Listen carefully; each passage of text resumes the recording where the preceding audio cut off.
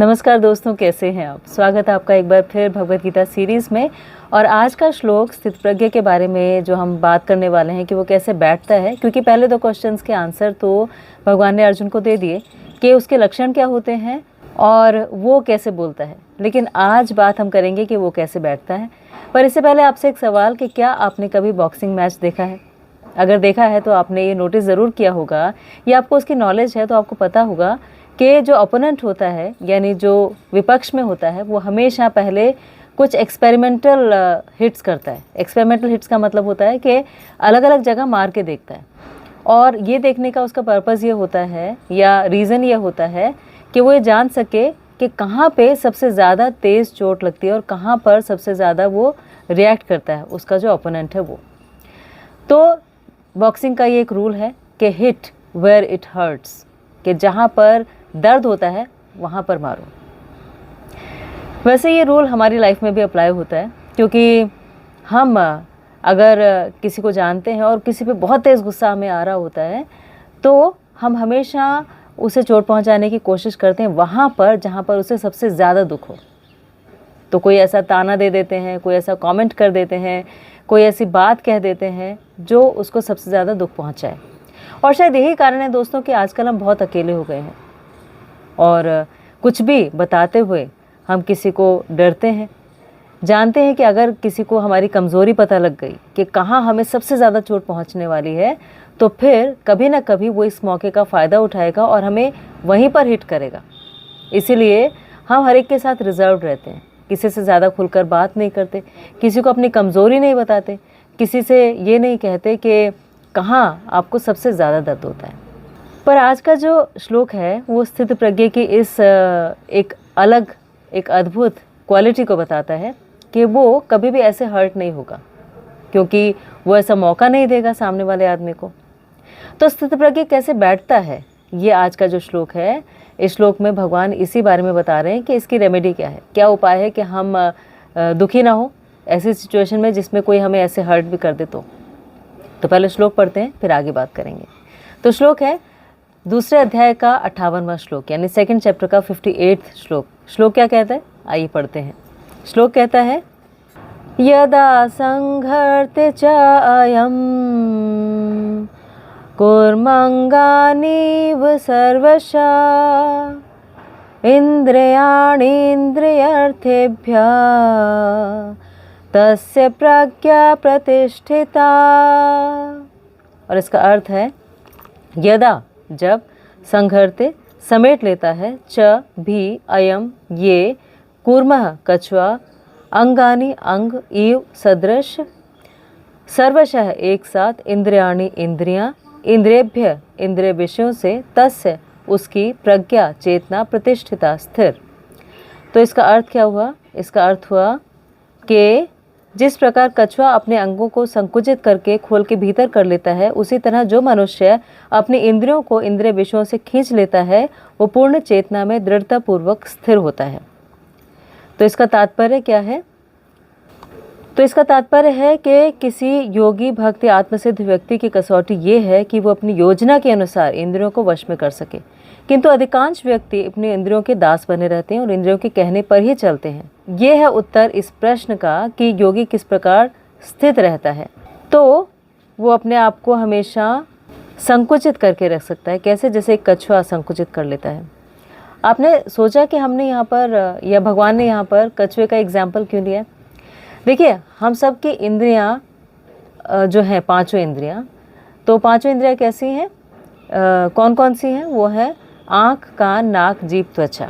और इनके इंद्रिय विषय जो हैं वो है शब्द, स्पर्श, रूप, रस और गंध। तो ये जो विषय है ये अलग अलग जो एनिमल किंगडम है या जो पूरे जीव जंतु हैं उनमें अलग अलग तरीके से एक्ट करता है। जैसे जो सुगंध है वो एक हनी बी को यानी मधुमक्खी को बहुत आकर्षित कर लेती है। आँखें हैं वो समझ लीजिए चील को बहुत जल्दी, चील की बहुत अच्छी दृष्टि होती है तो वो जल्दी से अपना जो शिकार है उसको पकड़ लेती है, तो उसकी ये इंद्रिय सबसे प्रबल है। हनी बी की जो है वो नाक सबसे प्रबल है। इसी तरह से जो कबूतर है वो एक दिन में 200 बार तक सेक्स कर सकता है, तो उसकी जो स्पर्श इंद्रियां है वो सबसे ज़्यादा प्रबल है। और जो खाने की बात करें तो हाथी 2 मन खाना एक साथ खा लेता है एक दिन में, तो उसकी जो जीभ है वो सबसे ज़्यादा प्रबल है ना। हिरण जो है वो कहीं दूर शेर बैठा है, लेकिन ज़रा सी आहट होती है तो पहचान जाता है, तो उसकी जो कान है, उसके जो ये इंद्रियां हैं, सुनने की इंद्रियां हैं, वो सबसे ज़्यादा प्रबल हैं। लेकिन अगर हम मनुष्य को देखें तो उसकी सारी इंद्रियां प्रबल हैं, यानी वो सुनता भी तेज़ है, सुनने से भी वो बहुत जल्दी किसी के पास चला जाता है और उससे आकर्षित हो जाता है। आप देखिए ना, हम सो जाते हैं तो भी हमारे कान हमेशा जागे रहते हैं, सबसे पहले कानों को ही पता लगता है, कुछ भी आहट होती है या कोई चोर घर में घुस आता है या कुछ और होता है तो कान कभी नहीं सोते।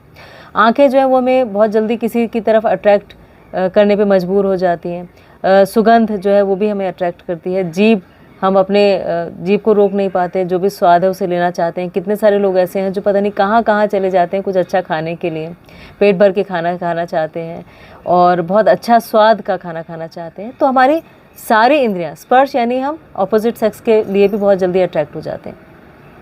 तो सारी इंद्रियां जो है हमारी बहुत प्रबल हैं। तो जहाँ जीव जंतु जो है बाकी, उनकी एक एक इंद्रियां प्रमुख रूप से प्रबल है और बहुत जल्दी उन्हें मतलब उनकी वीक पॉइंट है, हमारी पांचों ही वीक पॉइंट है। इसीलिए कछुए का एग्जाम्पल लिया है, क्योंकि कछुए को भी देखिए, उसका मुंह और उसके 4 पैर जो चारों तरफ हैं। तो कछुआ जो है वो कैसे अपने आप को प्रोटेक्ट करता है कि जैसे कोई खतरा उसे नज़र आता है तो फटाफट से अपने आप को अंदर संकुचित कर लेता है, अंदर समेट लेता है अपने खोल के अंदर। तो पांचों इंद्रियां चली गई अंदर, यानी उसका सर चला गया और चारों पैर चले गए। ऐसे ही भगवान ये कहते हैं कि आपके लिए भी जब कभी खतरा हो कि आप इंद्रिय विषय के प्रति आकर्षित हो, तो आप भी अपने आप को समेट लें। और वो खोल जो कछुए का होता है इतना मजबूत होता है कि हाथी भी उस पर पैर रख दे तो वो टूटेगा नहीं। तो स्थित प्रज्ञ व्यक्ति भी ऐसा ही है कि वो अपना खोल यानी बुद्धि योग को इतना स्ट्रांग बना लेता है कि जो पांचों इंद्रिय विषय हैं, शब्द, स्पर्श, रूप, रस, गंध, यानी आँख, कान, नाक, जीभ, त्वचा, ये बाहर की तरफ आकर्षित ही नहीं होते। और इस वजह से जो स्थित प्रज्ञ व्यक्ति वो कैसे बैठता है, जैसे कछुआ अपने सारे अंगों को समेट के बैठ जाता है, यानी वो किसी भी तरफ, किसी भी लोभ, प्रलोभन या आकर्षण की तरफ वो नहीं भागता। वो हमेशा अपने आप को संयमित रख सकता है, कंट्रोल रख सकता है। तो ऐसा व्यक्ति ही स्थित प्रज्ञ होता है। स्थित प्रज्ञ यानी जो बुद्धि योग अपना सकता है, जो संयमित है, जो बैलेंस्ड है, जो अच्छे बुरे, लाभ हानि सब में, जय पराजय सब में एक जैसा रहता है, तो वो स्थित प्रज्ञ व्यक्ति हुआ। तो ये यहाँ पर बताया गया है कि अर्जुन, तुम भी ऐसा करो कि तुम अपनी योजना के अनुसार इंद्रियों को वश में कर सको। क्योंकि अर्जुन ने पूछा था कि स्थित प्रज्ञ कैसे बैठता है, तो स्थित प्रज्ञ भगवान बता रहे हैं कि ऐसे बैठता है कि वो अपनी इंद्रियों को हमेशा संकुचित रख सकता है, नियंत्रित कर सकता है और उसके हिसाब से इंद्रियां चलती हैं। हम क्या करते हैं, हम इंद्रियों के हिसाब से चलते हैं। यानी अगर हमें बहुत अच्छी खुशबू आई तो हम उस तरफ चलना शुरू कर देंगे। अगर हमें कोई बहुत अट्रैक्टिव लगा तो हम बार बार कोशिश करेंगे कि उससे मिलने जाए, उसे देखें। अगर हम बहुत कुछ हमने सुना, हमारी प्रशंसा हुई, तो हम बार बार सोचेंगे कि ये व्यक्ति मेरी और प्रशंसा करे। तो जो स्थित प्रज्ञ है वो इन चीज़ों से आकर्षित नहीं होता, इन चीज़ों से उसे सुख नहीं मिलता, हैप्पीनेस नहीं मिलती, इसीलिए वो इन सबको संकुचित करके रख सकता है। तो वो कैसे बैठता है, वो अपने आप को ऐसे रख सकता है, ऐसे बैठता है जैसे कछुआ खतरे के आने पर अंदर संकुचित कर लेता है। और क्यों कर लेता है, क्योंकि उसे हर्ट ना हो। तो जो हमारा प्रिंसिपल हम बात कर रहे थे इसमें कि हिट वेयर इट हर्ट्स, तो जो इंद्रियां हैं, इंद्रिय विषय हैं, वो कहीं ना कहीं हमें हर्ट करेंगे। कि आपकी अगर इच्छा पूरी हो गई तो ठीक है, नहीं पूरी हुई तो आपको दुख होगा, और अगर पूरी हो गई तो भी दुख होगा लॉन्ग टर्म में, क्योंकि कहीं ना कहीं तो आप उससे परेशान होंगे ही होंगे। जैसे आपने ज़्यादा खा लिया, आपकी इंद्रियों में से जीभ बहुत प्रबल है और आपने बहुत ज़्यादा खा लिया तो इंडाइजेशन हो गया, अपच हो गया और उस वजह से आपको परेशानी हुई, है ना। आपने किसी चीज़ को देखा और आपको नहीं मिली तो आपको बहुत ज़्यादा दुख हुआ, और अगर मिल गई तो उसकी इंपॉर्टेंस ख़त्म हो गई, तो हर तरह से आपको दुख होगा ही होगा। इसीलिए भगवान ये कहते हैं कि आप स्थित प्रज्ञ की जो डेफिनेशन पूछ रहे हैं और मैं आपको कह रहा हूँ कि आप भी स्थित प्रज्ञ होकर युद्ध कीजिए, तो उसका मतलब ये हुआ कि आप जैसे ही आपको लगे कि आप अपने लिए सेल्फ सेंटर्ड होकर सोच रहे हैं तो सोचना बंद कर दीजिए और अर्जुन युद्ध करने के लिए युद्ध करें। तो ये भगवान यहाँ पर अर्जुन को सिखाना चाह रहे हैं, क्योंकि इंद्रियों की तुलना कैसे की गई है, जैसे कि जो पॉइजनस स्नेक्स होते हैं तो बिना नियंत्रण के रहते हैं, तो वो उनको जो छूट मिल जाती है उससे वो कुछ भी नुकसान कर सकते हैं। तो ऐसा नुकसान ना हो, इसीलिए भगवान ये कहते हैं कि तुम अपने आप को आत्मतुष्ट रखो और इसीलिए अपनी इंद्रियों को समेटना ज़रूरी है, तभी आप आत्मतुष्ट हो सकते हैं अर्जुन, नहीं तो नहीं हो सकते। तो ये यहाँ पर अर्जुन को भगवान ने बताया। अगले श्लोक में भगवान इसी को और एलेबोरेट करेंगे और फिर बताएंगे कि जो स्थित प्रज्ञ व्यक्ति है, जो बुद्धियों को अपना चुका है, वो चलता कैसे है। तो ये हम आगे देखेंगे। आपने आज के लिए इतना समय निकाला, इसके लिए आपका बहुत बहुत थैंक यू। इसमें ये हमारा टेक अवे लेसन हो सकता है कि आप ये सोचें कि आपके जो इंद्रियां हैं, आँख, कान, नाक, जीभ, त्वचा, इसमें से कौन सी इंद्रियां ऐसी हैं जो आपका वीक पॉइंट है और जहाँ पर कोई भी हिट करेगा तो आप हर्ट हो जाएंगे।